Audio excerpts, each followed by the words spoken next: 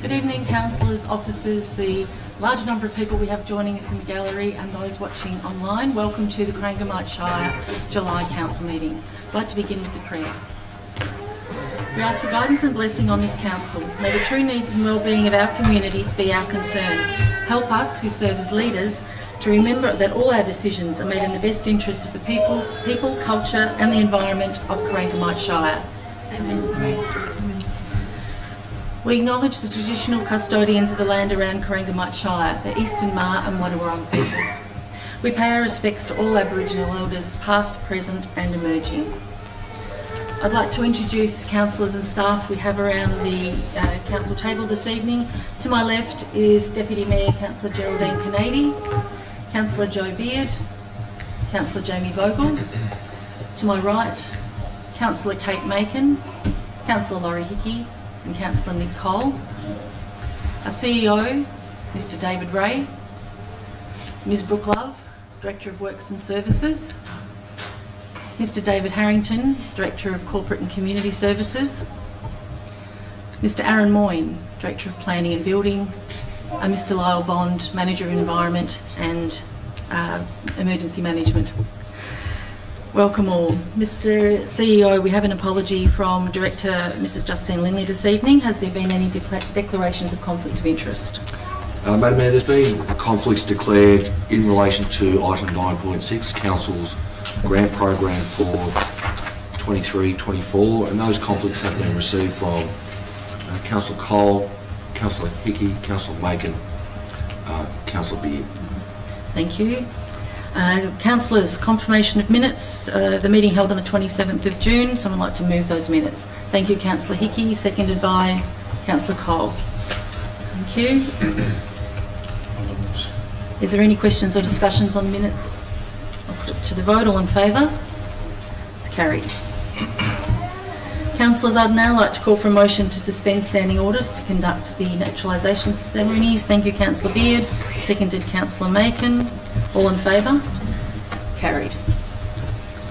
Okay, councillors, if those stand, join or stay in your seats.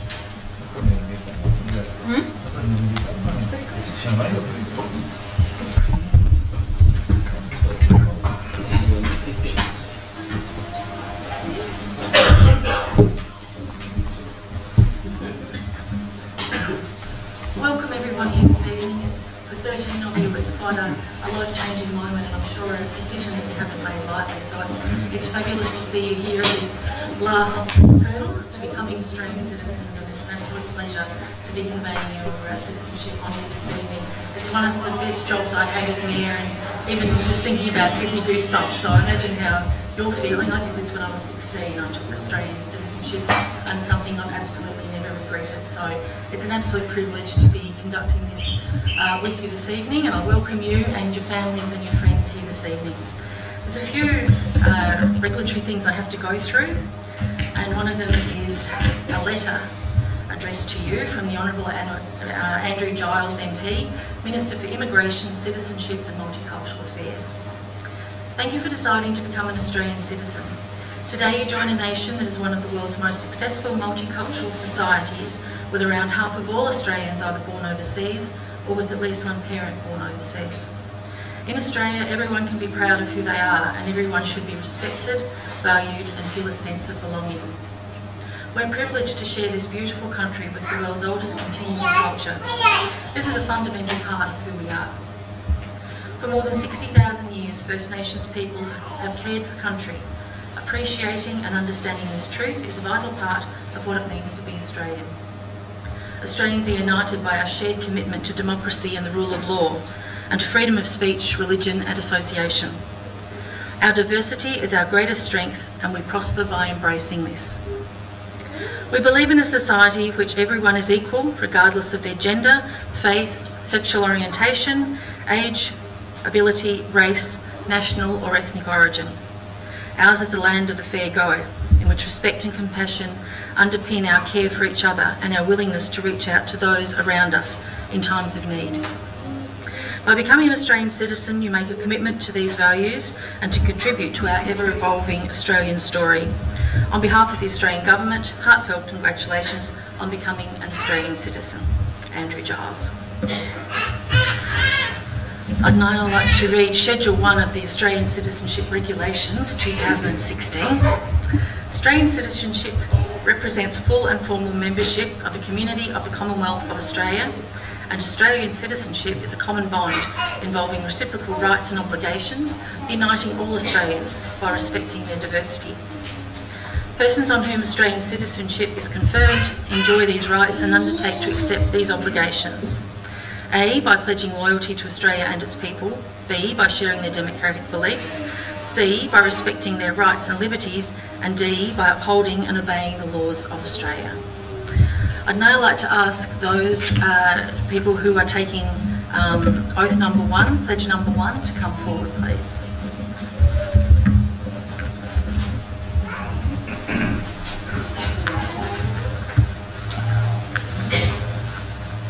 So Maheen, is Maheen here? No. John, Dominic, Jesse,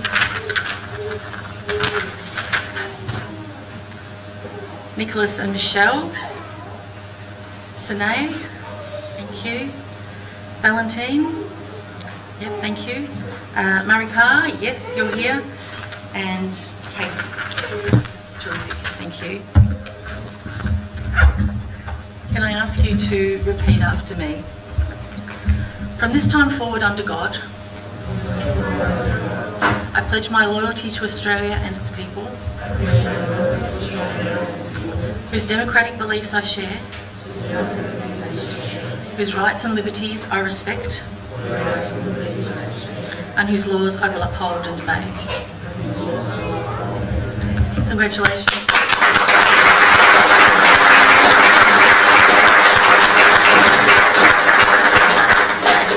So we have some goodies for you. Yep, so we have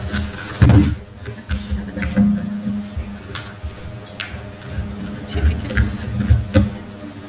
And I'm Maria's next one.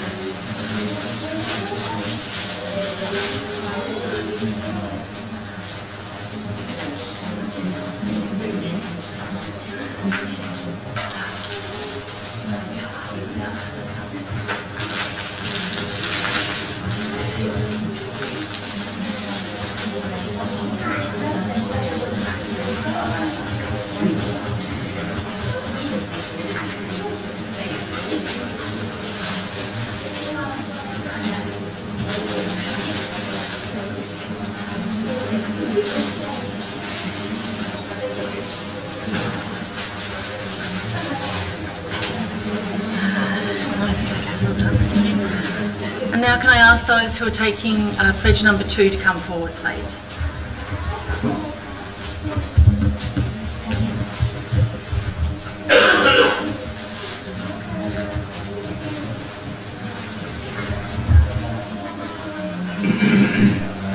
If you can repeat after me, please, ladies.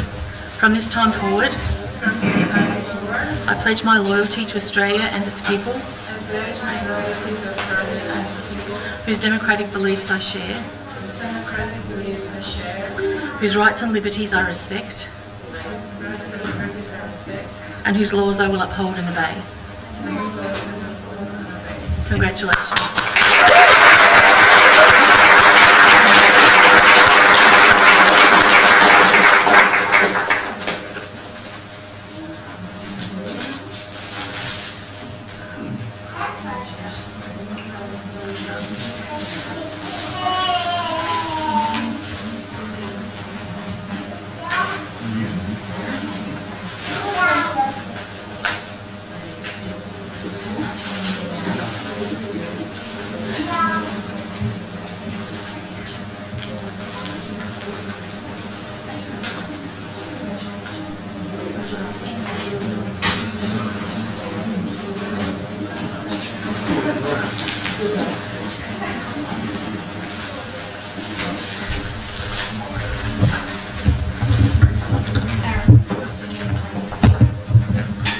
To finish off our ceremony this evening, Daniel, can I get you to cue the national anthem? And those that are able, if you'd like to stand and join us in song, we should have a rousing rendition this evening. Which is good, that way you can't hear the councillors sing.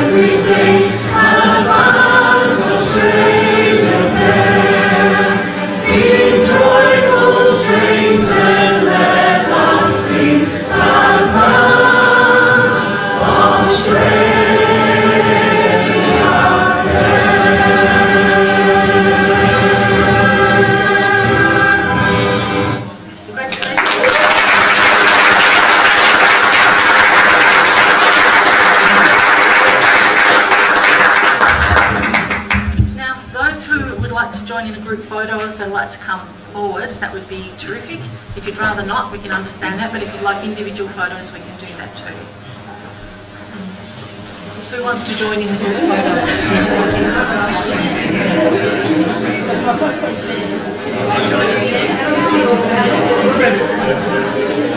Let's go, everybody. Come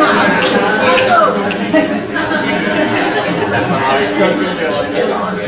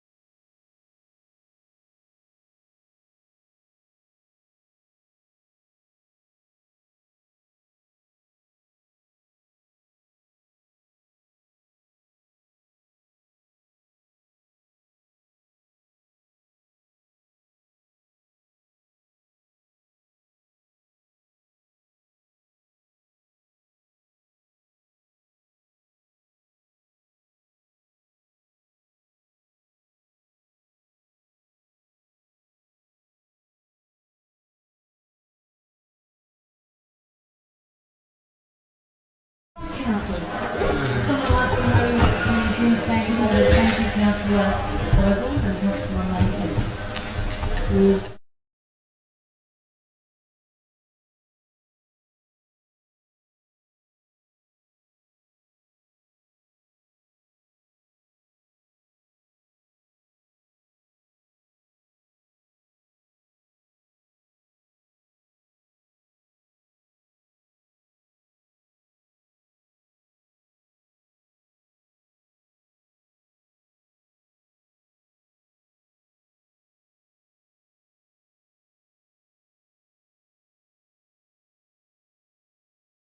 The 2023 annual report for the Mount Noorat Reserve. The Mount Noorat Management Committee is a committee which is a community asset committee of council, which was first established in 2018 with the delegated responsibility for managing the development of Mount Noorat in accordance with the management plan. The committee comprises of 9 elected community members, a council representative and 2 standing members, and has more recently employed a project officer to assist with the ongoing maintenance and management of the reserve. Over the past 12 months, in addition to the general maintenance, the committee have worked to achieve a number of key goals which are in alignment with the management plan. This includes holding the first community planting with 40 attendees who planted native trees adjacent to the walking track, and further revegetation occurred within the crater. There's a new walking track being connected to a viewing area on the western side of the mount, and they've also established a water bore for independent water supply to the property, which aligns with their ongoing leases on the site. The report also outlines a number of projects in the year ahead, such as the commencement of works for a new crater viewing platform and weather shelter, a further 2 hectares of revegetation, completing the overall design style guide, which has commenced, that will dictate signage and also infrastructure on the mount into the future, and finalising a number of other grant projects. The committee will continue over the next 12 months to also recognise the goals of the management plan and its vision, which is for Mount Noorat to be a destination known for its geological and natural values and experiences, a place where culture, past and present, is understood and respected, and where access is provided for all to enjoy. Councillors, the recommendation is before you. Thank you, Mr Bond. Councillors, it's a recommendation to receive the report. Someone like to move it? Councillor Canady. Seconder, please. Councillor Hickey. Councillor Canady. Thanks, Madam Mayor. Thank you for that report, Mr Bond, and yes, certainly I'm happy to receive this report, and I think we've seen here a really great example of a community asset committee that's doing a really excellent job on their responsibilities and their delegation as members of that committee. I get to enjoy Mount Noorat quite a lot, living right beside it, and you know, they've just done an enormous body of work. It's all listed here in the report, and there's so much in front of them as well. They're certainly a very active committee and enterprising, if you like. They've got a good healthy income with the leasing and licensing arrangements, and they're making the most of that and the opportunities they have there in Mount Noorat, and they're doing a really great job of taking care of that for the community, and I want to thank them for all the work that they've done, and wish them the best for the new projects they've got ahead. Thank you. Thanks, Councillor Canady. Councillor Hickey. Thank you, Mayor. Yeah, congratulations go to the management committee there. It's always an important job to look after these community assets. To have a hands-on approach to the weeding and the vegetation and etc. is really, really important. But probably more important is to have that forward management plan that has been developed for 23-24. So I'm very glad to be able to second this recommendation. Thank you, Councillor Hickey. Councillors, anything further? All in favour? Carried. Item 7.2 is the Cobden Aerodrome Community Asset Committee member appointment. Ms Love, please. Thank you, Madam Mayor. Through you, councillors, this report seeks to endorse a new member to the Cobden Aerodrome Community Asset Committee. The committee manages the Cobden Aerodrome on behalf of council. The committee members have a 3-year term, and the AGM's typically held in October, where there was a number of vacancies following that meeting. Most recently, 2 community positions were filled following council endorsement at its May meeting. and the positions currently vacant, including a community representative and an industry representative, have been promoted, and a nomination was received for the vacant industry representative position, which the committee considered at its bi-monthly meeting in June and resolved to recommend to Council to appoint Mr Brad Payton to the committee. The recommendation is before you. Thank you, Ms Love. Someone like to move the recommendation? Councillor Beard, seconded by Councillor Macon. Councillor Beard. Thank you, and through you, Madam Mayor. This is a great appointment on behalf of the Community Asset Committee from the Cobden Aerodrome, and I really want to thank them for their support in putting up the recommendation for Mr Brad Payton, who is a local businessman out at Cobden, in the Cobden region, and he's quite well known across Corangamite actually. He's come in as an industry rep, which is obviously where we had one of the vacancies. Brad's got an extremely well-known history with CFA. He's actually the Deputy Group Officer of the Cobden Fire Brigade Group, which is a significant role that he holds. So he's known amongst many people within the CFA fraternity. But he's also, being a local businessman, particularly in the agricultural sector, he's highly regarded and well respected, and fully knows the benefits and understands why we need to be looking after that facility, being the aerodrome. So Brad will be a great appointment to our committee. I think he'll be really knowledgeable, and as I said, strategically in terms of CFA and with our emergency management and what the capabilities are of that airstrip now, knowing it's been identified as a strategic location for CFA when they need to do their fire bombing across our region. I think Brad fully understands the worth of that facility, so can't say highly enough and speak of Brad and his and what he will bring to this committee. So yeah, I won't hesitate in acknowledging that recommendation. Thank you. Thank you, Councillor Beard. Councillor Macon. Thank you, and through you, Madam Mayor. I think Councillor Beard has summed it all up perfectly well tonight. I would like to congratulate the Aerodrome Committee of getting another person on the committee. It's great to see. We're on a roll, Joe. You're doing quite well, Councillor Beard, getting a few more people on board. And I do note that there is one more vacant position, though, still for a community member to come on board and enjoy and be a part of the Aerodrome Committee. It's a great committee. They do lots of good things, and it's a very important and vital part of the industry and the Shire. So I'm more than happy to nominate Brad Payton as another person to represent this committee as well. So thank you, Madam Mayor. Thank you, Councillor Macon. Councillors, anything further? All in favour? Carried.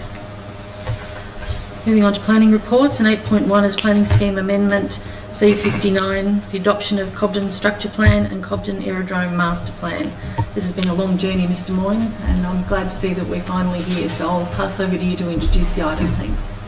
Thank you, Madam Mayor, and through you I present Council with this report for Planning Scheme Amendment C59. The amendment seeks to give effect to the Cobden Structure Plan 2022 and the Cobden Aerodrome Master Plan 2022 within the Corangamite Planning Scheme by updating local policy, rezoning land and applying overlay controls.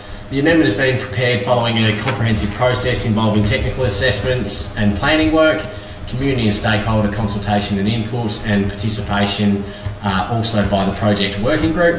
The structure plan is a key strategic document for Cobden's future, providing long-term land use planning framework over a 15 to 20-year horizon, placing a focus on delivery of available and market-ready land for housing and the sustainable long-term growth of Cobden.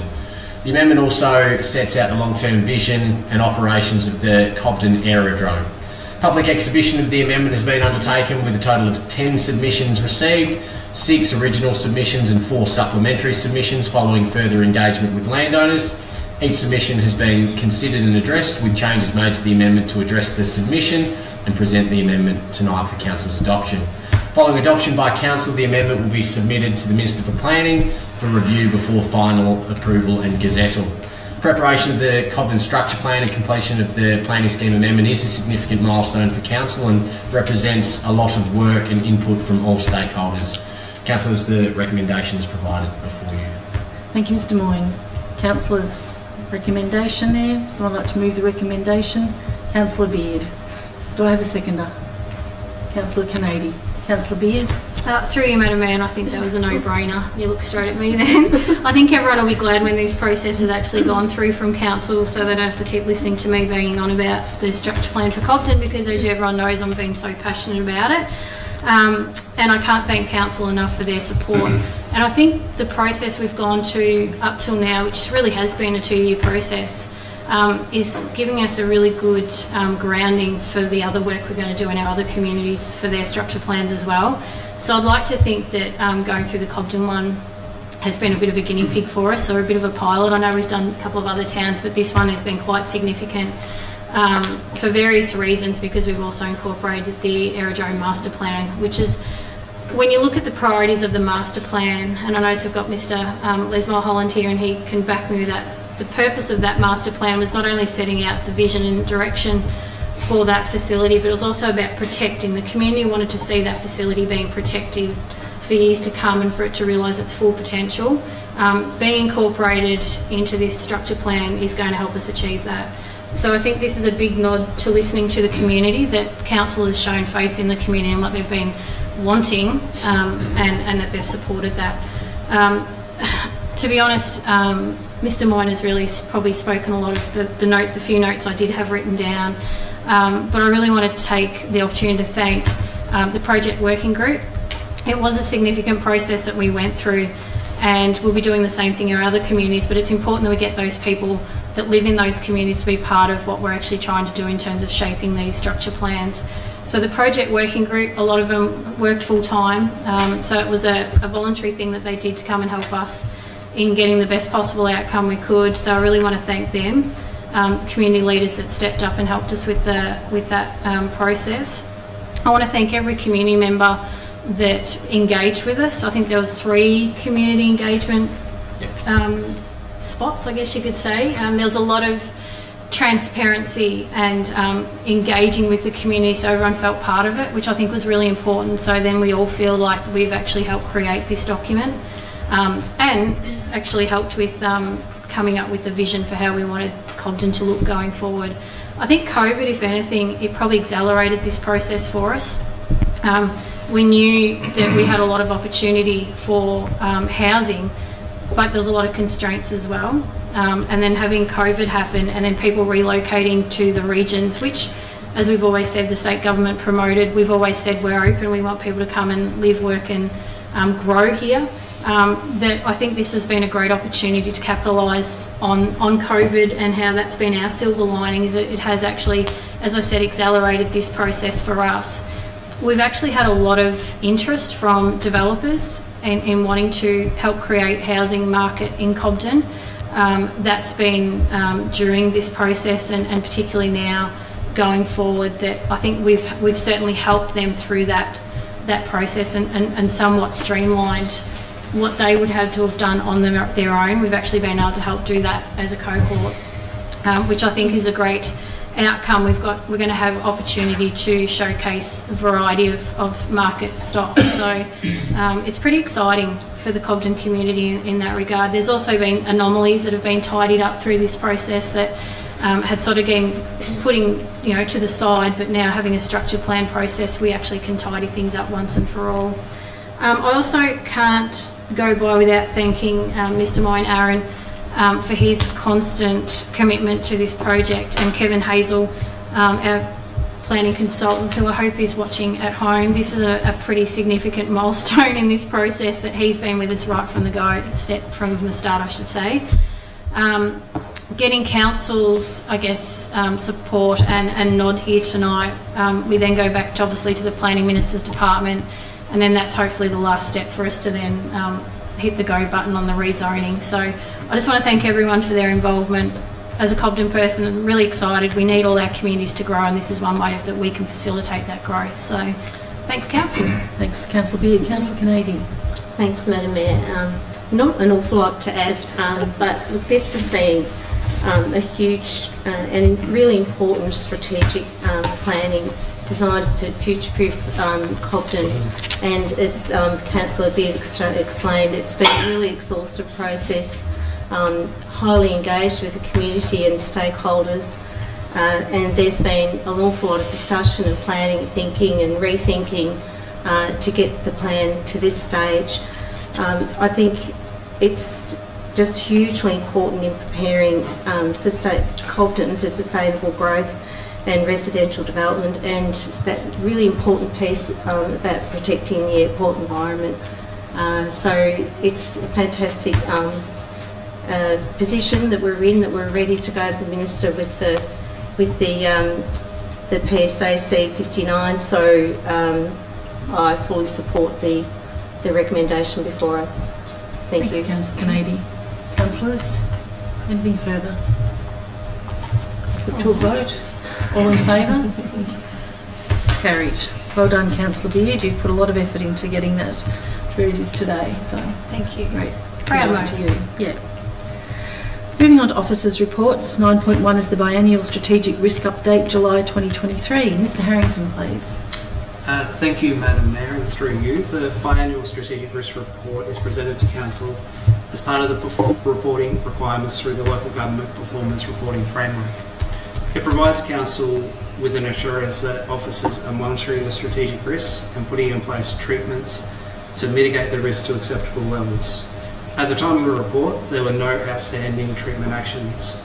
Since the presentation of the last report, Council has reviewed the strategic risks and has updated them to reflect our current risk environment. This included the removal of strategic risks that are below our risk threshold and the addition of new strategic risks where relevant, including around cybersecurity and environmental impacts. Mayor, there is a recommendation to receive the report. Thank you, Mr. Harrington. Councillors, someone prepared to move recommendation, please. Thank you, Councillor Hickey. Do I have a seconder? Councillor Macon, thank you. Councillor Hickey. Thank you, Mayor. Yes, the strategic risk report is a pretty important document. Obviously, the report, it's a reporting requirement, of course, but the risk management is so vital to an organisation like the Corangamite Shire.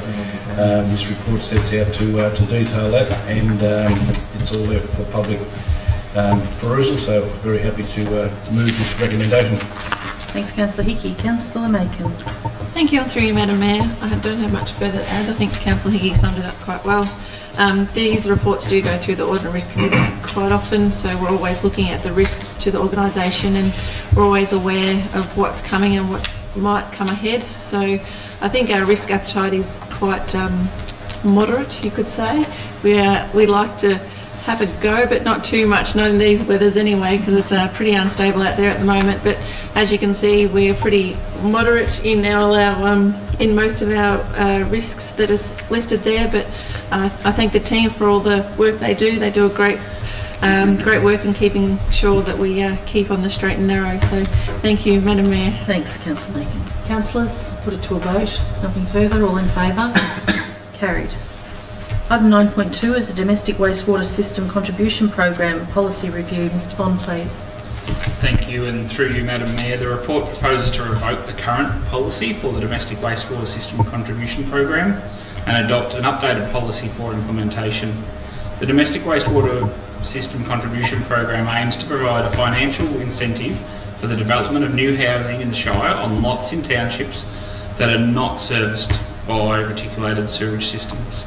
This specifically in our Shire relates to Darlington, Derrinallum, Lismore, Noorat and Princetown. The program has been developed in response to feedback provided to Council that high costs associated with wastewater treatment on small blocks in these towns are a barrier to development. Through this program, it's envisaged that Council can encourage more development in these small towns, leading to increases in both population and economic activity within the Shire. The policy has been reviewed in accordance with the Council Policy Review Guidelines and has predominantly resulted in general rewriting and wording and also procedural changes. It is, however, worth noting that there has been a change in the eligibility criteria in regard to the capital improved value of vacant land, which has been raised to $200,000 as an eligibility criteria. This has been altered to align with property value increases since the program began a number of years ago. Councillors, a recommendation and updated policy is before you for consideration. Thank you, Mr. Bond. Councillors, someone like to move the recommendation? Councillor Cole. Do I have a seconder? Councillor Hickey. Councillor Cole. Thank you, Madam Mayor. As Officer Bond said, this relates to some of the smaller towns in the Shire that are not hooked to the sewerage system, to encourage people to go out and build houses in these towns where buying a block of land is relatively cheap. Installing this sewer system is relatively expensive in comparison to buying the block, so it's sort of an encouragement to get people into the smaller towns to help develop them. I know a couple of these towns, one especially, has a lot of trouble with soil types out there being absorbing moist water and wastewater, etc. So it needs extra sort of infrastructure. Not much else to say about it, really. Thank you. Thanks, Councillor Cole. Councillor Hickey. Yeah, thanks, Mayor. Yes, so this is a one-off grant available to developers. It's an incentive to develop properties that are sitting vacant, and it is aimed at increasing population or attracting population to these properties that are not being developed and the towns that need a population increase. So happy to second the recommendation too. Thanks, Councillor Hickey. Councillors, is there any further comments? I'll put it to a vote. All in favour? Carried. Item 9.3 is contract 2024002, the provision of roadside vegetation management, including tree services, roadside slashing and spraying to the Corangamite Shire. Ms Love, please. Thank you, Madam Mayor, and through you, councillors, the existing contract for tree services, roadside slashing and spraying expires at the end of July, and it's proposed to enter into a new contract for a 2-year period. Tenders have been sought from providers of vegetation management services. 12 tenders were received and assessed against the evaluation criteria. 3 tenders are not recommended due to the high prices of vegetation management services and no contribution to local content. The recommendation before you does recommend 9 contractors be awarded a contract for the next 2 years. Thank you. Thanks, Ms Love. Recommendations for you. Councillors, there's a recommendation. Someone prepared to move the recommendation? Councillor Cole, seconded by Councillor Vogels. Councillor Cole. Thank you, Madam Mayor. I think this is a pretty essential thing that we maintain our roads and keep them clear and clean, so that when driving down the roads we're not beside trees, which can cause problems. And also when you come to an intersection you can actually see around that intersection and there's no long grass, etc. So I have no trouble moving all this, and that we can maintain our roads in a safe way that people can travel around the Shire safely. It's, I think, a very, very important thing. And as I said, I really don't want trees growing right beside roads or right out in paddocks and further away from roads, because if you have to swerve to miss a kangaroo nowadays, which there are a lot of around the district, you don't want to be fronting a tree at the same time, doing more damage. So it's good to have that bit of wriggle room around the place and be able to see what's going on the side of the roads when it's all clean and cleared. So I have no problem moving this. Thank you, Madam Mayor. Thanks, Councillor Cole. Councillor Vogels. Thank you, Drew, Madam Mayor, and thank you, Nick. I agree with all that. And I think we're lucky to have so many people put in for it to choose from, and so many that we can choose from that have put in good tenders. It's a big, wide Shire, and I think we need plenty of people to do the works. More site-specific, price-specific, and time frame. Probably the big calls on this one. So they're all reputable companies that do a good job. And I think we are, as a Shire, probably going not too bad on our roadside maintenance. I think we're probably let down by people's perceptions on the Department of Transport roads, but the data is showing that we're sort of getting on top. Controlling might be a better word. Controlling, so they're not actually getting worse. A lot of the weeds on our roads. So happy to put this back, Nicholas, to put this one through. Thank you. Councillors, nothing further? Like Councillor Canady. Thanks, Madam Mayor. I just wanted to add a little thing. I think this strategy of procuring multiple contractors has really worked well for us in the past, and I think it's really wise to continue with that strategy. Like the road maintenance and the trees and all of that, it's a big chunk of our budget, and you know, we need to make sure we're managing that well, and also that we're actually getting the works done well and managing that very well also.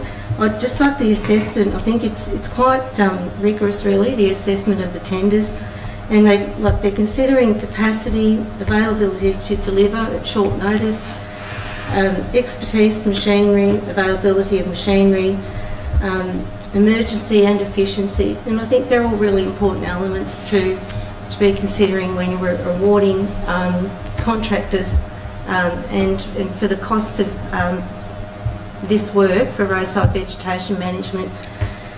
So I just think that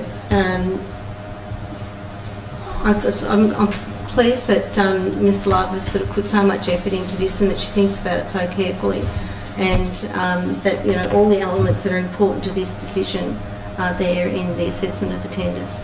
Thank you. Thanks, Councillor Kennedy. Councillors, nothing further? All in favour? Carried.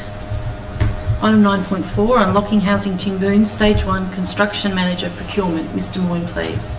Thank you, Madam Mayor, and through you I present this report to Council to consider procurement of a construction manager for Unlocking Housing Timboon Stage 1.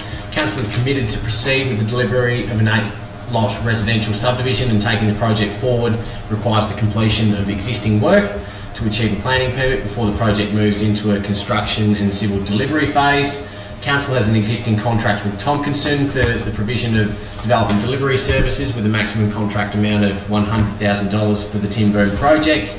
The consequence of Council's decision to proceed with Stage 1 requires the appointment of a construction manager.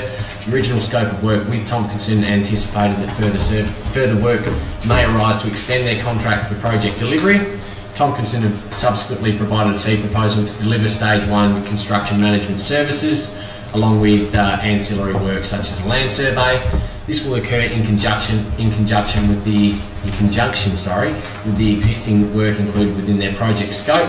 Tompkinson have performed within expectations through the project and provided significant development expertise and insight, presenting value for money for Council. Council approval is sought to award an extension of the existing contract with Tompkinson to an amount of $330,000 without undertaking further tender, and to delegate to the CEO or Director of Corporate and Community Services approval of payments and purchase orders in accordance with the cumulative spend. Council, the recommendations provided before you. Thank you, Mr Moyne. Councillors, I'd like to move the recommendation. Thank you, Councillor Macon. Do I have a second to Councillor Hickey? Thank you. Councillor Macon. Thank you, and through you, Madam Mayor. Thank you, Mr Moyne, for that very detailed report. It's great to see that this project is moving forward. So taking the project forward requires the completion of existing work to secure a planning permit, further survey work, detailed design and appointment of a construction manager. And so I'm more than happy to support the recommendation that Tompkinsons be appointed under their existing contract with Council to deliver these services. And at last meeting, we resolved to proceed with the delivery of Stage 1, which is the residential subdivision of 8 lots. And my words were then just to get on and get it done. And this will help to get on and get it done. A construction manager role was included within the financial model of Stage 1 of the project. The construction manager will work on behalf of the Council to coordinate inputs to deliver the project and quality assure outputs and outcomes to meet Council's expectations. The construction manager will provide the expertise and resources to progress this project in a timely manner, supplementing Council's already resources. So I'm more than happy to support the recommendation of Tompkinson to be the project manager on this one, and to help us finally turn, hopefully, a piece of soil, so then we can see some action and work being done out there. So well done and congratulations to the team. Thank you, Madam Mayor. Thank you, Councillor Macon. Councillor Hickey, do you have Thank you, Mayor. Very happy to second this recommendation as well. The Unlocking Timboon Stage 1 is a very important project for the whole of Corangamite, and particularly the Timboon region, because it will funnel people further up towards the Shire to the very north. And so that's great that Tompkinsons have been awarded this contract, and look forward to seeing delivery of it, of course. Thanks, Councillor Hickey. Councillors, further comments? All in favour? Carried. Item 9.5 is the Strategic Planning Consultant Procurement Options. Mr Morgan, thank you.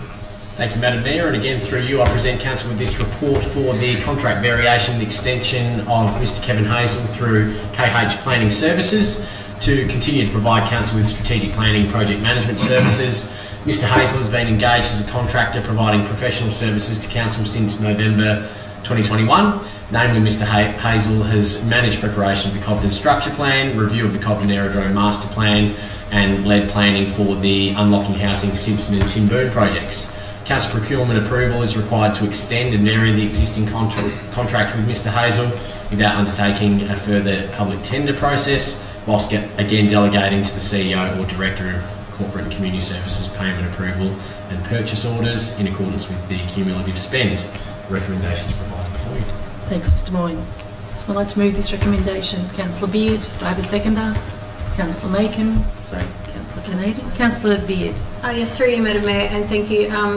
Yeah, I have no hesitation in moving this recommendation. I think it's really important that we keep at the front of our minds that Mr Hazel does provide specialised strategic planning, which we have an incredible planning team at Corangamite Shire, but there's also the amount of work that we've put through not only the current budget, but it's the council plan. When we first came on as a council, we had a direction around our strategic planning, and we have to be mindful of what our capacity and capabilities are of it is as an organisation.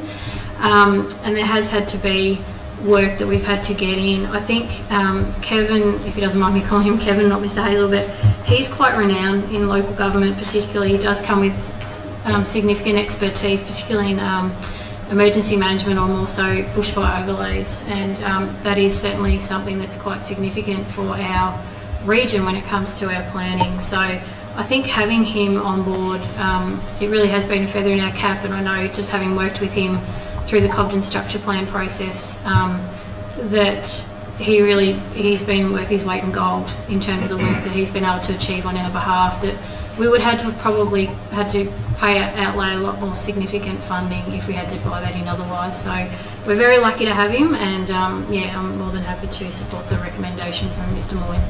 Thank you, Councillor Beard. Councillor Macon. Thank you, and through you, Madam Mayor, I wholeheartedly support what Councillor Beard has said about Mr Hazel. It's been great working with him with the Unlocking project in Timboon. He's very honest and open and relates well to the community, and can be quite informative of what's going on. And it's great that to have his expertise on board. It's always nice to have some extra expertise to complement the work crew that we already have. So more than happy to have Mr Hazel with us at the Shire for a little bit longer. Hopefully he might like it over this side of the sea and join us on a more permanent basis, but you never know. But yeah, more than happy to support this recommendation. Thank you. Thank you, Councillor Macon. Councillors, anything further? All in favour? Carried. Item 9.6 is the Council Grants Program for 2023-2024. Mr Bond, I'll get you to introduce this item, and then we can play musical chairs and get everybody to leave before we do voting, I think. It's the way to go. No worries. Thank you, Madam Mayor, and through you. So the purpose of this report is for Council to allocate funds for the 2023-2024 community grants, enabling grants, facilities grants, environment grants, and in events and festivals grants programs. The grants programs opened for applications on the 17th of April and closed on the 28th of May, and were advertised widely across both print and electronic media platforms. In total, 112 grant submissions were received across all 5 grant programs, requesting a total of more than $359,000. Applications were assessed by a number of assessment panels during June, and we are presented tonight with the considerations based on the results of those assessment processes. There is a small error in the report, which I apologise to councillors for. This error relates to the totals of funding within the body of the report.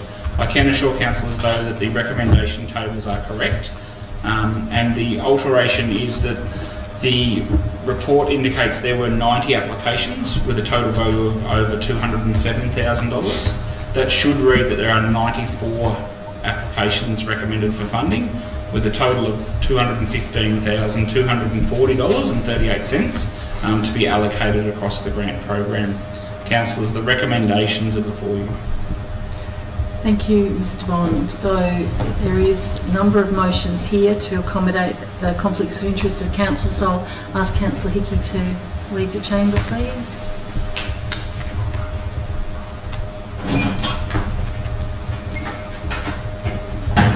So councillors, number one, allocate funds of $2,000 to the community grant applicant and allocates total funds of $3,500 and $3,820 of in-kind to two events and festivals. It's the Camperdown P&A Society and the Camperdown Turf Club.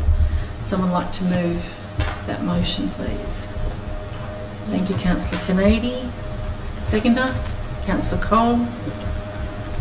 Councillor Kennedy, do you want to speak to this at this time? Only to say that it's a great program. We've talked about the allocation of these grants in our briefings and thought about it carefully. I mean, they're just a great support to our communities and our community groups, and clearly that's evidenced by the number of applications that we're getting and the oversubscribing to the amount of money we have available. So it's great to be in a position to be able to help our community to this extent. So certainly all support for it. Thanks, Councillor Kennedy. Councillor Cole, I think.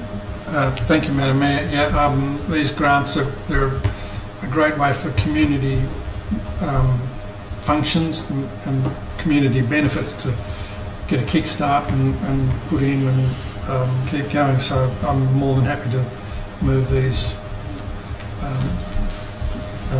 recommendations. Thank you. Councillors, I'll put that to a vote. All in favour? It's carried. Councillor Beard, you're next. Out of the cold? I'll go to the cold. You'll go out in that cold, okay. We'll do close, whatever's close.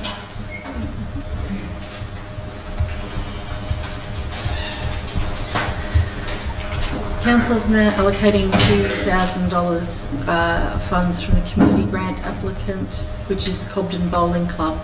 Someone like to move that? Thank you, Councillor Macon. Do I have a seconder? Councillor Cole. Councillor Macon, anything you want to mention? No, I think I'll reserve my right to have a speak later Same on. Thank here. you. Yes, thank Good you. idea. Councillor Cole? Yeah, same as before. Same as you. Ditto. All in favour? Carried. Item 3, Councillor Cole. If we can ask you to leave. This recommendation allocates funds of $2,000 from the Environment Support Grant to Nicholas Douglas Cole, who is Councillor Cole's son. That's why he obviously has a conflict of interest. Councillors, someone like to move those funds? Thank you, Councillor Macon. Seconded. Councillor Kennedy. Councillor Macon, I'm assuming you're going to... Yep, I'll reserve. Thank you. All in favour?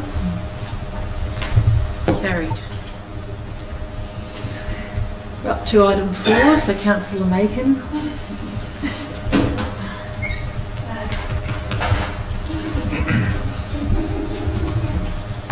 This motion allocates funds of $3,000 to the Schiltz Agri Farms. Someone like to move this recommendation, please? Thank you, Councillor Hickey. Thank you. I have a seconder, Councillor Kennedy. Councillor Hickey, do you want to speak to this or not really? No. No. Thank you. All in favour? Carried. Thank you. We can grab Councillor Macon back.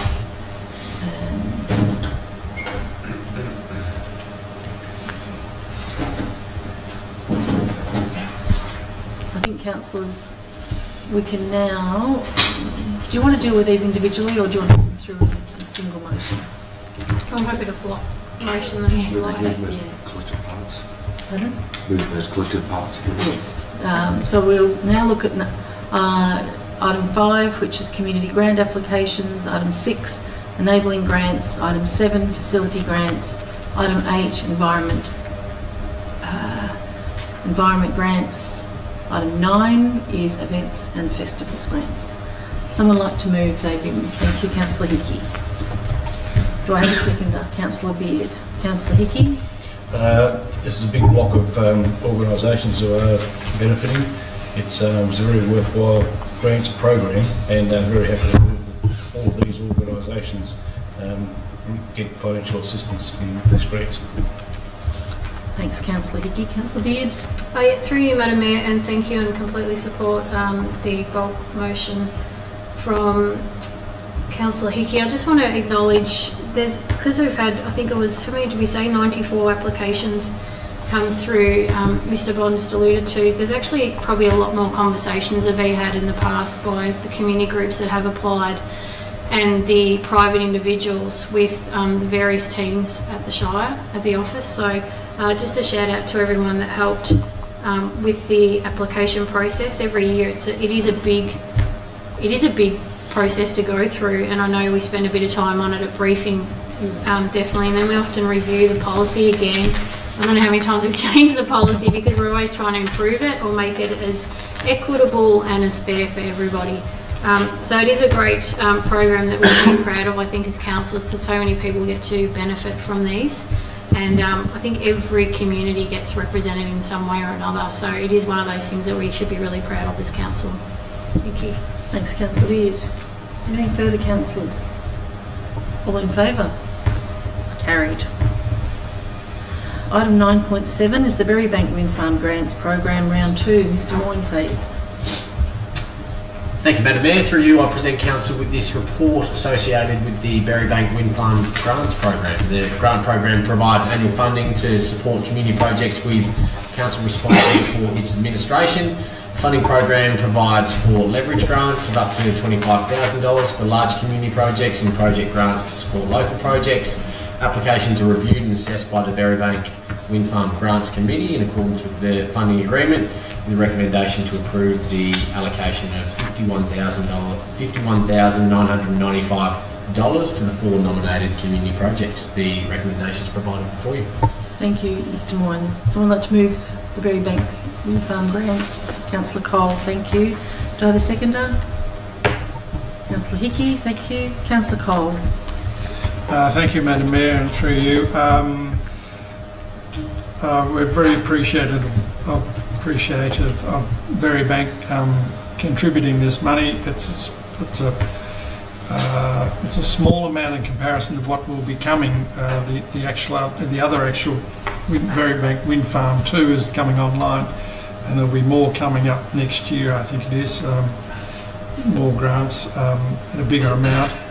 So it's the kickback is not inconsiderable. We've got $20,000 going to Darren Allen Rec Reserve Management, $12,000 to the Darren Allen Bowling Club, Land Protection Group in Lismore.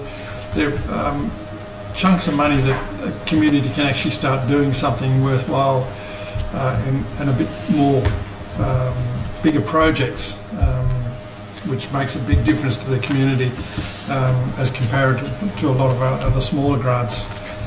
So we thank the Berrybank Wind Farm for doing this, and we encourage people to apply next year as well to look for these grants, because it helps they're going to be on stream for 25 years apparently, and so it helps alleviate the Shire having to dip into their own funds. It's outside money coming in and helping the community. So thank you very much. Thank you, Councillor Cole. Councillor Hickey. Just to point out, this is a very exhaustive selection process that's gone through. None the least is the part where it's within 70 kilometres of Berrybank, so the wind farm. So very happy to support whatever Councillor Cole was saying before and second this motion. Thank you, Councillor Hickey. Anything further? Councillor Beard. Yes, and through you, Madam Mayor. Very grateful to the Wind Farm Grants Committee. Obviously, we're going by their recommendation, so thankful to them. And obviously, this is a voluntary agreement with the Berrybank Wind Farm. It's like a social licence they have with those communities that are in the surrounding areas of these renewable energy projects. And we're seeing these projects popping up more across the Shire, and I guess my only comment is, and I actually raised it with my fellow councillors earlier, under the current, what guidelines, all the applicants, or particularly the NERIT application, is considered to be viable. Doesn't necessarily sit well with me, purely because there's other renewable energy projects that are in that similar area to NERIT that they can apply for at various stages throughout that process, meaning the Mortlake wind farm is one example. So I guess for me, I'm just mindful of that, being equal to the communities that, and I know up in the northern part of the Shire that may be their only opportunity to get funding is through that Berrybank wind farm. So I'm just mindful of perception out there and how communities can obtain these funds as best they can. And as I said, I know they're not required to. The renewable energy companies aren't required to, but it is something that really should be done just as part of their social acceptance in a lot of these communities. So it was just something that I did raise earlier with the fellow councillors, but I am, as I said, I am aware that it does fit within the perimeters, so I guess it's something that I think we should be mindful of next time. Thank you, Councillor Beard. Councillors, anything further? All in favour? Carried. Item 9.8 is the proposed lease of the Camperdown Courthouse, which I am a volunteer ambassador, so I've declared a conflict of interest, and I'll ask the Deputy Mayor to take the chair.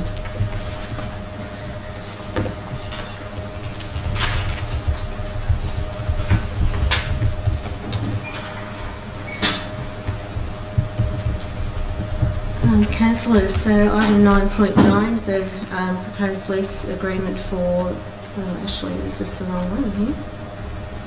This is 9.8. Yeah, sorry. Go back to this. 9.8, the proposed lease of the Camperdown Courthouse. Who's presenting this one? Ms. Love, please. Thank you, Madam Deputy Mayor, and through you. Council currently leases the courthouse to the Courthouse Camperdown Incorporated Group, who provide a combined tourist information centre and art and music precinct from the facility. The existing lease agreement will expire on the 31st of July, and the group are seeking to renew the lease for a 5-year term plus 5-year option under the same terms and conditions as the existing agreement. Council advertised its intention to lease the land, and there were no submissions received. For councillors, the recommendation is before you. Thank you, Ms. Love. Councillors, anyone? Thank you. Thank you, Councillor Hickey. And a seconder. Councillor Cole, thank you. Councillor Hickey. Thank you, Deputy Mayor. The Camperdown Courthouse, the Courthouse Camperdown Incorporated does a fabulous job with the lease of this property. As we heard, there's a tourist information centre. It's also a precinct, and it's a small. It's got a small collection of local produce that's available to be sold and swapped, and it's a good little meeting hub for visitors to enable them to meet and to be given direction from Camperdown and through to the rest of the Shire too. Just a bit of a mention of the Corangamite Creatives art show that's on there at the moment. It's this work they're available for purchase, and the quality of it is very, very high.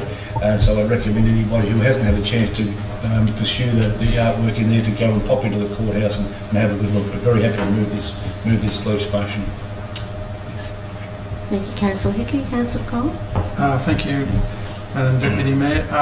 Yeah, I agree with Councillor Hickey. One thing I'll say is that the Corangamite Shire has an amazing array of extraordinary buildings, and I think the courthouse fits smack bang in the middle of one of the odd ones that we've got in the Shire that are amazing.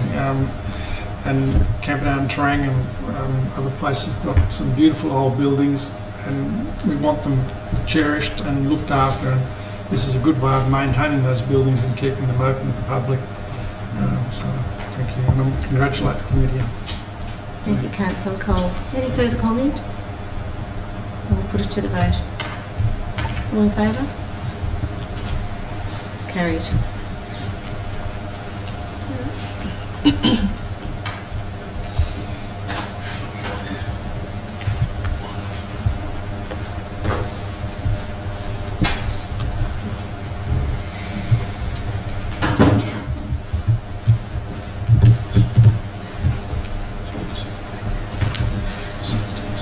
Thank you, Deputy Mayor.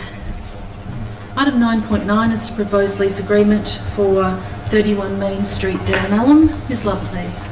Thank you, Madam Mayor, and through you, councillors, this report seeks to enter into a lease for 31 Main Street, Derrenallum, which is a facility that council owns. It's had a checkered tenancy with previously in 2020 expressions of interest being sought, commercial application and a community application were received. Council resolved to lease the property for the purpose of a coffee shop, community meeting space and community garden, but unfortunately that lease didn't proceed. Further to that, Council did enter into a commercial arrangement for a 12-month period, but unfortunately at the end of that 12 months the tenant vacated the property. So a recent expression of interest has been completed and one application has been received from the Derrenallum Progress Association Creative Creators, which is a community subcommittee of the Progress run by volunteers with 9 members, have been running for 12 months, and their aim is to create a permanent space within the community to grow and nurture their ideas. The committee are looking at a short-term lease arrangement for 11 months based on a community lease. This will enable us to review how the group go and consolidate and allow our council to consider the future of that facility in 11 months' time. So, councillors, the recommendation is before you. Thank you, Ms Love. Councillors, so I'd like to move that recommendation. Councillor Cole, do I have a seconder? Councillor Canady, Councillor Cole. Thank you, Madam Mayor. This is a good example of a small town having a go, trying to have a go, and the Derrenallum Progress Association trying to open up a building and keep maintaining it and grow a bit of vibrancy in the town. Derrenallum is quite a unique little place. It's got a sodding big hill just out the back that everyone can see from a long, long way away, and they're going to try and incorporate that. There's a lot of people coming through Derrenallum now to go climb the hill, and as there are going to the other hills, so that we've got a unique situation in the Shire with three of the biggest hills in the area in the public domain, and people can climb them. And the Derrenallum Progress Association are going to try and create and bring a bit of vibrancy by getting a little community building a program happening there. So thank you, Madam Mayor. Thank you, Councillor Cole. Councillor Macon. Councillor Canady. Oh, sorry. It's okay. Beg your pardon. Councillor Canady. You're fine. Thank you, Madam Mayor. I actually think it's really great that the community had that desire to find a home for their purpose, and that they wanted to retain that property for lease in the community. But further than that, they've actually developed their ideas and made a plan, and I think that's really great to see in the community. So I think this is looking like it's going to be a very successful arrangement, because they've got a home, they've got some drive, they've worked out how they're going to make an income and making some plans for the community. So I think I'm pleased that we have the opportunity to lease the building to them. Thank you. Thanks, Councillor Canady. Anything further, councillors? All in favour? Carried. Item 9.10 is to propose lease of 32 William Street, Lismore. Ms Love, thanks. Thank you, Madam Mayor, and through you, councillors, this is another property that council owns at 3032 William Street, formerly known as the Lismore Croquet Club. Council entered into a community lease agreement with Murnong Indigenous Garden Incorporated in 2019 for the purpose of establishing an Indigenous community garden and education centre. The lease has recently expired and the tenant has been on a monthly overholding lease agreement, and it's now proposed to renew the lease for a further 3-year term. Pleasingly, the Murnong Indigenous Garden has recently been successful with an application for the Facilities Design Grant program, which will enable them to address known barriers to the facility around access and amenities, and hopefully see them develop their garden for their visitors and users. Councillors, the recommendation is before you. Thank you, Ms Loves. Councillors, someone like to move that recommendation? Councillor Cole, do I have a seconder? Councillor Macon, thank you. Councillor Cole. Thank you, Madam Mayor.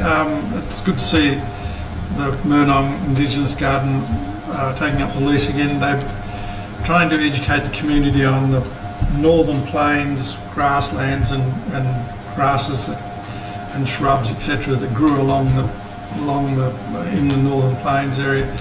I've always known that the area was, especially around north towards Darlington, was a treeless plain, mainly grasses that grew in tufts, not like we see now. So it's very good to see some of these species being maintained and given a chance to keep going. So I have no trouble moving this. Thank you. Thank you, Councillor Cole. Councillor Macon. Thank you, and through you, Madam Mayor.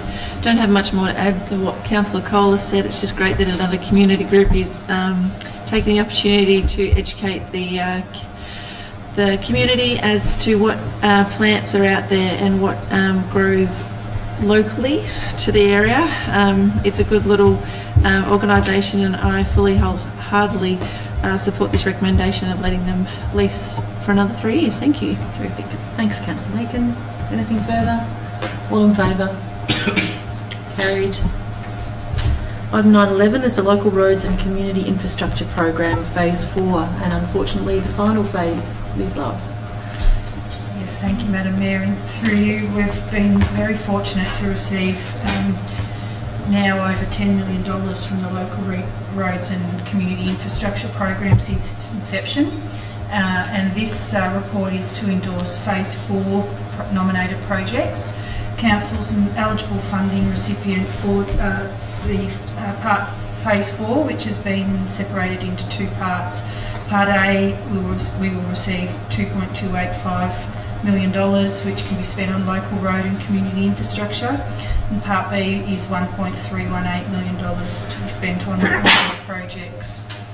Council discussed project nominations for Part A as a part of the budget development and reviewed the approach to the nomination of projects recently at its briefing. Pleasingly, 20 projects have been identified across the municipality for recommendation for funding, ranging from community infrastructure, roads and energy efficient projects. Projects for nomination under Part B will be deferred at this time. We'll review those proposed projects and bring them back to Council at a future Council meeting. Following endorsement of the project list, a work schedule nominating the projects will be submitted to the Federal Government, and then once that's approved, we can get on and start construction.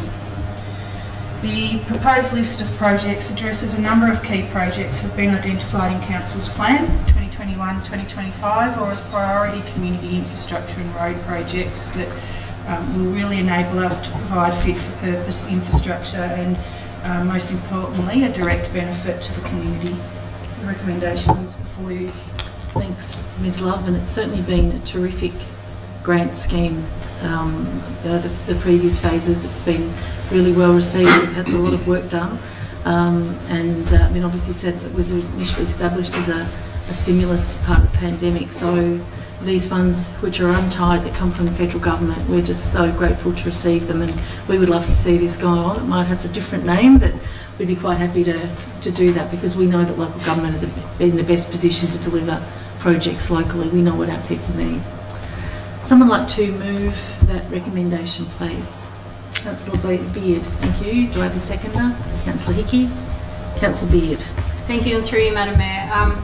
Yeah, I think to say that this project, or this opportunity has been really beneficial is certainly an understatement. I mean, a lot of these projects, when you look through, and it's not only this particular stage or this phase being Part A, but even the previous 3 phases prior to this, a lot of the projects would not have got up as quick as they did if it had not been for being identified through this eligibility, through this funding from the federal government. So I know there would not be a community across Corangamite Shire that has not benefited from this stimulus program, I should say. So we are very grateful to the federal government, which is actually a nice thing to say because we don't always get to say that. So it is great to be able to celebrate that we get to roll out another group of projects. And look, this does put the organisation under a bit of pressure because it does mean it is outside to potentially our business as usual. These are extra projects that we need to be able to facilitate in terms of carrying them out. So it does, our staff are amazing in the way they've been able to roll these out and in the time frame that's, you know, that we've been put on the pressure from the around the grant timeline. So we're very lucky. But again, as I said, lots of communities getting to benefit and not necessarily otherwise would have if it wasn't for this grant opportunity. So, yeah, thank you. Thanks, Councillor Beard. Councillor Hickey. Thank you, Mayor. I completely agree with what Councillor Beard has said. Yes, it's been a wonderful grant or program that we've been able to participate in. It's disappointing that it has dried up at the moment, but as you say, it may well reappear in another form. There's a whole group of infrastructure and road developments that are going to benefit from this latest grant, not the least of which is the Maddens Bridge Road culvert upgrade, which we all went and visited and saw just what a necessary part of a development that is. So I'm very glad to see there's funding set aside for that. It will make that transfer much safer than the area with the water running through there. So I'm very happy to second this recommendation. Thank you, Councillor Hickey. Councillors, I'd just like to say that I'm really pleased to see the Bowen Street pedestrian outstands are included. This is something that was raised with me several years ago, as Bowen Street's a very wide road and there are a number of children living particularly in Park Avenue. I think at the time we counted up there was something like 24 kids had to cross that road. Very, very wide. In foggy days it was, you know, a really dangerous situation. So I'm glad to see that those outstands will be going ahead. Councillor Committee, did you have something you wanted to add? Yeah, just a little thing. In addition to the remarks that have already been made, I actually want to thank our officers for all the work that they do in helping the applicants with their projects. I know there's a lot of communication and support that goes on in that part of the process in assessing the applications and bring them to this point where we actually allocate them into our funding, rather the LRCI funding. And again, yeah, I'm a bit sad to know that this is the last phase of it, but I'm also pleased to see that, you know, some of the recipients I think will be so excited to be part of this phase, because I know some of them have waited years to get funding for their projects. So the Terrain Bowling Club being one of them for their green replacement. And yeah, it's great to be able to assist all our communities. It's going to bring an enormous community benefit right across the Shire. Definitely. Thank you. Anything further, councillors? All in favour? Carried. Item 9.12 is the Skipton Community and Recreation Hub. Mr Ray, please. Mayor, thank you, and through you, the purpose of the report is to seek council endorsement for an expression of interest for the Skipton Community and Recreation Project to the Commonwealth Government's Growing Regions Grant Program. Excuse my voice, Madam Mayor. Expressions of interest is due before 1st of August, so not far away. The Skipton Township Plan identifies the reserve as the most valued asset in Skipton. However, the facilities are some 40 years old, no longer fit for purpose, and do not meet State Sporting Association guidelines. The project's been identified by the community, the Recreation Reserve, and is a council priority and has strategic alignment. The council has previously allocated $300,000 towards the project, and the community has identified funds as $150,000 as a contribution. And the project is estimated to cost between $4 to $6.5 million. The Growing Region Fund requires co-contributions at various levels, and importantly, the project may be eligible for up to 90% of government funding, and that's due to the fact that Skipton has been an area impacted by declared 2022 floods. And whilst there's no guarantee of success for the application, it's important that Council work with the community and lodge that expression of interest before the 1st of August and advocate strongly on the community's behalf. Recommendations before you, Mayor. Thank you, Mr Ray. Someone like to move this recommendation? Councillor Cole. Do I have a seconder? Councillor Canady. Thank you. Councillor Cole. Thank you, Madam Mayor. I will say that the Skipton community have been incredible. They've done a huge amount of work in this project. They're all behind it. Every time we go up there, they want to talk about what's going on, their plans and etc. for the community. It's a big deal for Skipton. It's a big deal for the Shire. It's a big deal for everywhere, I think.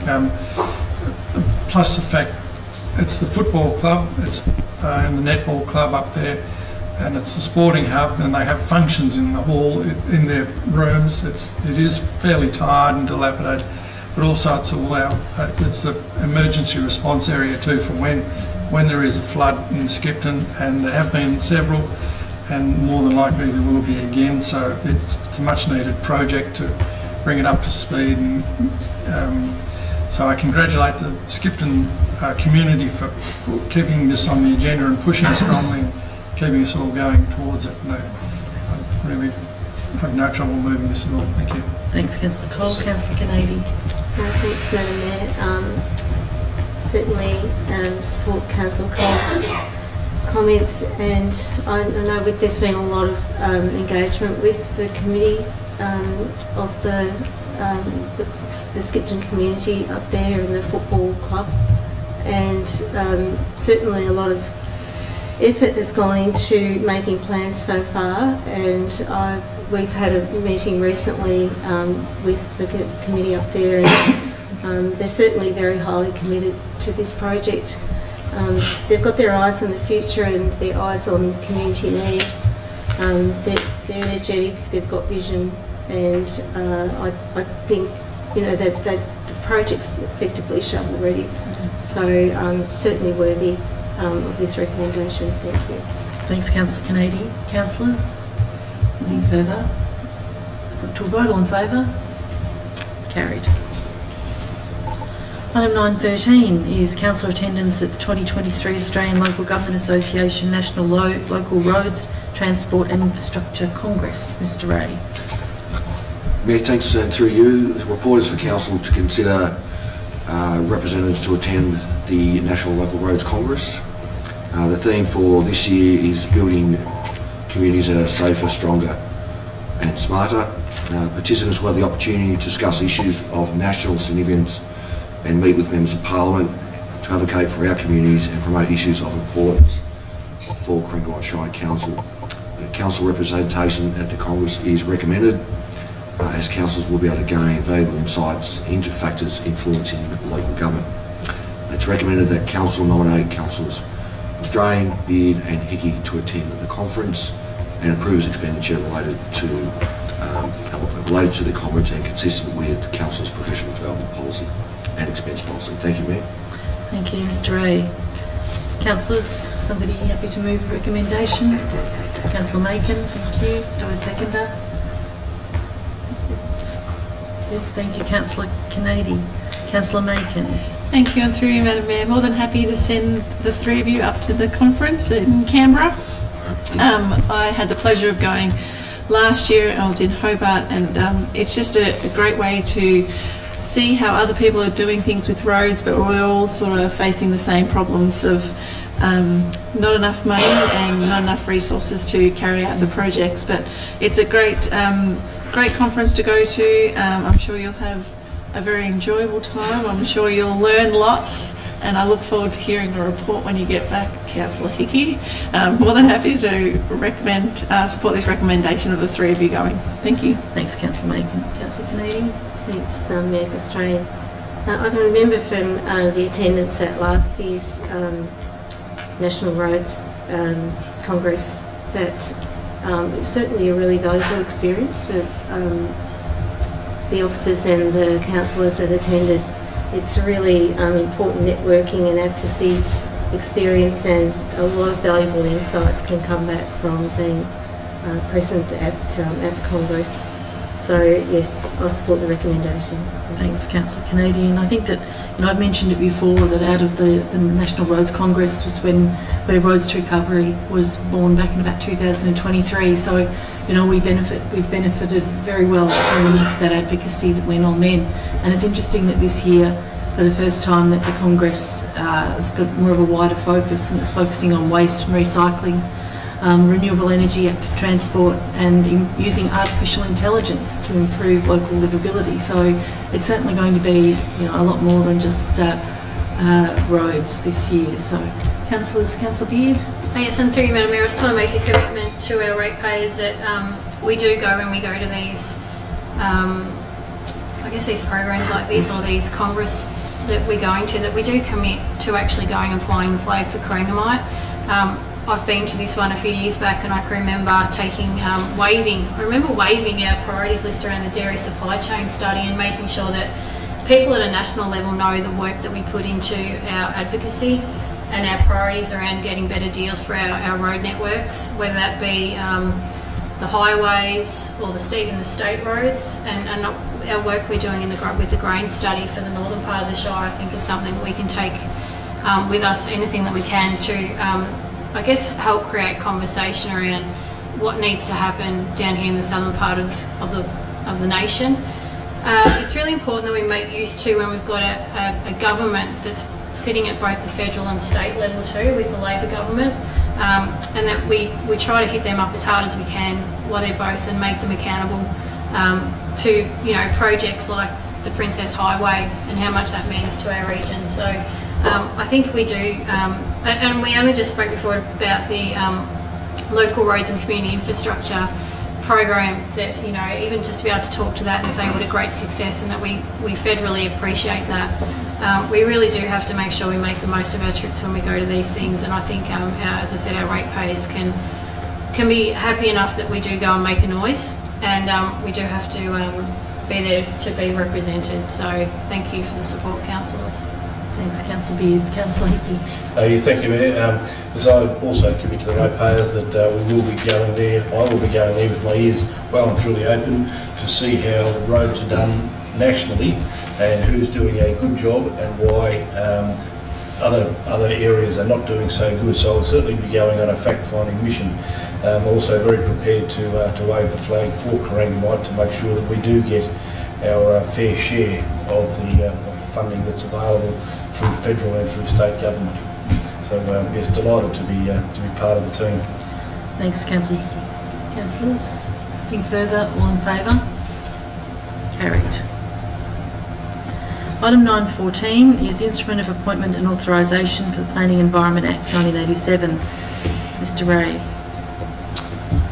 Mayor, thank you. As a consequence of recent staff changes, an update to the instrument of delegation under the Planning and Environment Act is required. There's a specific authorisation provided through the instrument. They detailed in the report. Mayor, the recommendations before you. Thank you. Councillors, someone like to move that, please? Thanks, Councillor Vogels. Seconded. Yeah. Thanks, Councillor Hickey. Councillor Vogels, do you want to speak to this item? Yeah, thank you, through you, Madam Mayor. That's pretty much procedural, but it gives the officers the legal right to go into business and uphold the Shire rules and enforce them. Just one note, could I ask, is everyone on the list actually still employed at the Shire? It would be Raymond still with us? Well, still with us, but is he still at the Shire, or does that need to be adjusted at all? Mr Ray. Madam Mayor, through you, I'd asked Mr Bond to reply, but I understand he's retained on the contract. That's correct. We do have him on as a casual. He has been doing remote work for us, although he's moved away from the Shire. Right, yeah, so he's all still good. So, yeah, no, I'm happy to move that we accept the officer's recommendation. Thank you, Councillor Vogels. Councillor Hickey. Nothing further, Mayor. Okay, councillors, all in favour? Carried. Thank you. Item 9.15 is the instrument of appointment authorisation and instrument of subdelegation for the Environment Protection Act 2017. Mr. Ray, please. Madam Mayor, through you, again, as a consequence of staff changes, an updated instrument of delegation is required for the purposes of enforcing matters under the Environmental Protection Act, not the Environment Protection Authority Act. Recommendations before you, Mayor. Thanks very much. Councillors, like to move this one? Thanks, Councillor Beard. Second, Councillor Kennedy. Councillor Beard. Just as the one before through you, Madam Mayor, is procedural, so I'm happy to move that motion. Thanks. Thank you. Thank you, Councillor Kennedy. All in favour? Carried. Item 9.16, Councillor Cole and Councillor Vogel's happiest item, the quick response grants allocation for July 2023. Mr. Moyne, please. Thank you, Madam Mayor. Through you, this report seeks approval for the allocation of the July 2023 funds under the Quick Response Grants Program. 6 applications have been received for funding, with the program providing small financial assistance to community groups to undertake projects and activities. Applications recommended are all in accordance with the program policy and will result in positive outcomes. The recommendations provided before. Thank you. Someone like to move this, please? Thank you, Councillor Beard. Seconded, Councillor Cole. Councillor Beard. Oh, I think you were waiting. I Through know. Madam Mayor, I actually need to apologise to the Southwest Ward Councillor, Councillor Macon. I feel like there's probably that $900 really could have come out of South Central, knowing that those applications that have come out of yours probably should technically, when you think about location, should be out of South Central, but it's literally a line on a map, unfortunately, that's made it that way. So possibly down the track I could spot you $900 if need be towards the end. But yeah, obviously we had... It's on the record now, Councillor Beard. Sorry, it's on the record. That's okay. I've always said I'm a team player. We were oversubscribed through the last financial year, so obviously we all set ourselves back to zero again. And those projects that, or those applications that couldn't be funded pretty much have just rolled over now to be funded this time around. So congrats to those applicants. Can I please stress, I can't stress enough, and I know I've done in the past, but I'm going to say it again, please support our local businesses. To any organisations or any with the applications, please go and give your local businesses a chance to quote it. If they don't have it in, they'll at least try and get it in. It's a really good look to support our own. So again, I know I've said it before, but I'll keep saying it, that I'd prefer people to support our own local businesses. Even if it's not in your own community, go to the neighbouring town. I know Cobden people come and shop in Camperdown or Timboon or Simpson even if they can't get it, but it's still keeping our money local. So I'll just keep stressing that. Thank you. Thank you, Councillor Beard. Councillor Cole. Thank you, Madam Mayor. Not much to add after Councillor Beard, except to say it's a great program, and Skipton's going to have a meat slicer. Yes. Councillors, is there anything further? Put it to a vote, all in favour? Carried. Councillors, is there any other business this evening? Councillor Cole. Thank you, Madam Mayor. It's not really business. I just want to make note that 2 local girls, women, are actually competing overseas at the moment for Australia, or very shortly anyway. Grace Brown in the Femmes Tour de France at the moment is on the bike, pedalling around France. And Penny Smith is about to go overseas shooting for Australia, and I congratulate both those. There may be others in the Shire that are doing something extraordinary, but they're the 2 that I know of, and both one from Camperdown and even more importantly one from Bukar. So I congratulate them and wish them all the best and hope they do very, very well. Yeah, well done. Thank you, councillors. No other business. Mr. Ray, open forum. So we have had a question lodged with open forum.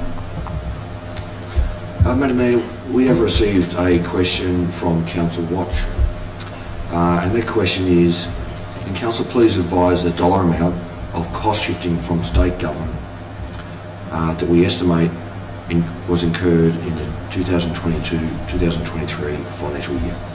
Thank you. Mr Harrington, you prepared a response for this item. Thank you, Madam Mayor, and through you, I do have a response. So, in response to the question from Councillor Watch relating to the state government cost shifting, Council recognises the crucial role played by the local government sector in delivering essential services directly to our community, some of which are provided on behalf of the state government. These services, such as kindergartens, emergency management, recreation facilities management, maternal, child and health, school crossing supervision and libraries, are highly valued by our community. Instead of spending council officer time on calculating the precise dollar amount of cost shifting in the 22-23 financial year, council is focusing on our ongoing advocacy for a fairer funding model. Our advocacy efforts involve contributing to initiatives like the joint project between the MAV and FinPro on the financial sustainability of councils, as well as the research paper from Rural Councils Victoria on alternative sources of income. Furthermore, there are additional opportunities to advance our advocacy, including participating in a parliamentary inquiry into local government funding and services, and engaging in Vargo performance audit on financial sustainability. These avenues provide us with the potential to make further progress in advocating for improved funding and support for local government. Thank you. Thanks, Mr Harrington, and I think you really make the point quite clear. I mean, unlike some of the big city municipalities, we don't have a lot of resources to allocate to producing dollar figures, but I think the intention of council, obviously, to look at, take part in the joint project with MAV and FinPro, as well as the parliamentary inquiry coming up, I think will be certainly valuable and will identify that there is significant cost shifting from state government to local councils. But yeah, I totally agree with the position you've got there. Mr Ray, I think we had two members in the gallery have also asked to speak this evening, and I'll ask Christine James if you'd like to go to the lectern when you're ready, or did you want to stay where you are? Yeah, I'm over in that. Okay, that's fine. Thank you. I'm going to refer to notes just so I stay on track. Yep. Okay, yes, I'm Christine James. I live in Corangamite, and I've been a ratepayer to Corangamite Shire since 1987. For the last 2 years, or 2.5 years, probably more, the noise from barking dogs next door has really affected the way I live. I've woken or wake to barking. The dogs are caged extended periods, night and day. The pens are 3 house blocks away, and they still are very, very loud. I have on many occasions contacted the local ranger and was told to follow the procedure, which is write a complaint, fill out a draft barking dog diary, etc. So I've done all that, and I've called and said, well, what's going on, what's happened? And I'm just told we are working with the owner. And then other phone calls since then, I am not aware that it's been responded to because it's continued. I don't see that it's been much improved. And this, as I say, this is not a week or 2 weeks or a month. This is going on for years. So, and as I think a responsible pet owner myself, I feel empathy for this dog. As it not just barks, it cries and howls on occasions, clearly stressed. I've contacted the RSPCA to find out what the criteria was for a dog being, possibly abused and neglected, and the criteria is pretty lean, so it doesn't really fit the criteria of what I'm talking about. I'm now semi-retired, so I'm home a great deal more. And I want to live quietly on my 2 acres. So that's basically what I've come to tell. I've just want something done about it because it's been a long time. It's been 2 to 3 years of constant, very loud barking. Sometimes you think there's Kevin's next door, but it's not. Thank you, Ms James. Mr Bond, can you help here? Yeah, thank you, and through you, Madam Mayor. So, Council's local laws department are aware of your issue, and particularly the barking dog issues that you've been encountering, and the rangers have been working with that owner to trial a number of different solutions. In this instance, the solutions that we've been trying to put in place haven't been effective, and in regard to their approach, they continue to try and work with them to find that solution for that animal. It is difficult with barking dog issues because we have to try and investigate exactly what the triggers are for the animal and also the owner, and then have them implement a variety of actions. So in this instance, we haven't got a solution yet. The owner is trying some items, but I can assure Ms James that they are working to try and find that solution for that issue. Thank you, Mr Bond. Mr Fleming, you wanted to talk to council.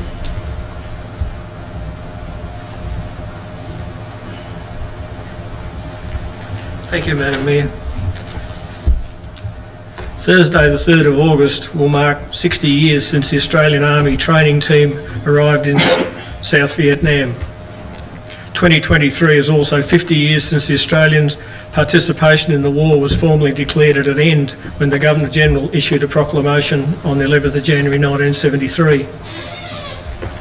521 Australians lost their lives during the conflict. During the early days of the Vietnam War, families would have their son's body sent home only if their next of kin or benefactor were willing to and able to pay £500 for their repatriation to Australia. If families could not afford this, the soldier would be buried in Terendak Military Cemetery in Malaysia. To put this cost in perspective, I can recall my first job in 1965, and my pay was well under £20 a week. Since 1966, Australian service personnel who die in conflicts overseas are repatriated by the Australian Government to Australia if practical and requested by their next of kin. Many of those who had died prior to 1966 and buried overseas were repatriated, as you might remember, in 2016. There now remains 3 in Terendak Military Cemetery in Malaysia, and one actually was repatriated to his family home in Scotland and is buried with his parents. The deaths of local veterans Gunner Ian Scott in 1968 and Private Ralph Niblett in 1971 brought the towns of Camperdown and Cobden to a standstill with military funerals to honour their service. I remember going to Ian's funeral, and in my pocket I had my notice of call-up. But you could see how the town reacted to the first time that they actually had the ability to completely meet with the family and show their respect to a soldier who had been returned to our country. The Australian Government intends to mark the occasion with a national commemorative service televised on the ABC on the 18th of August this year from the Australian Vietnam Forces Memorial in Canberra. But many veterans and next of kin of those killed in action are too old and frail to attend this ceremony in Canberra. So commemorative graveside services of remembrance for all Australian veterans killed in action in Vietnam are planned on Thursday, August the 3rd, commencing at 11 a.m, providing surviving Vietnam veterans and the community an opportunity to participate in a meaningful way right across the nation and overseas in recognising the individual loss and to pay respects to those who were killed in action and show solidarity for their loved ones for their loss. We have 2 services. A service in Camperdown Cemetery will be for Gunner Ian James Scott, who was killed in action 13th of May 68 at the Battle of Coral and Balmoral. And the service in Cobden Cemetery for Private Ralph Niblett, killed in action the 21st of September 1971 in the Battle of Nui Lay. Both services start at 11 a.m, and you are warmly invited to attend. And if you wish to go for lunch afterwards, we would ask that you just let us know for the purpose of catering. The Camperdown will be going back to the original house of the Scott family in 13 McNichol Street, and the Cobden lunch will be at the Cobden Golf Club. I believe you've got contact details on your note. If not, I can let you know later. Thank you. Thank you, Mr Fleming. Anything else from the gallery? Mr Mulholland.